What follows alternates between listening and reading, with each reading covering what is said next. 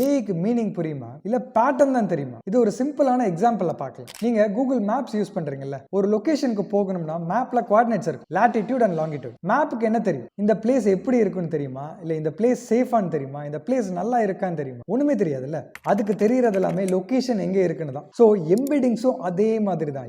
ஒரு வேர்டை பார்த்தா அதோட மீனிங்கை புரிஞ்சுக்கிறது இல்ல, அதோட நம்பர் ஸ்பேஸ்ல ஒரு பாயிண்ட்ல ரெப்ரசென்ட் பண்ணும், vector space. For example king and queen க்ளோஸா இருக்கும், ஆப்பிள் அண்ட் ஆரஞ்சு க்ளோஸா இருக்கும். சோ ஏன்னா கிங்னா யாரு, ஆப்பிள்னா என்ன டேஸ்ட்லாம் தெரியாது ஏக்கு, அதை ஜஸ்ட் பார்க்கும். இந்த வேர்ட்ஸ் எல்லாமே ஒரே மாதிரி யூஸ் ஆகுது, அதாங்க எம்பெடிங். மீனிங் புரியல, பேட்டர்ன் தெரியாது, அதான் ரீசன்.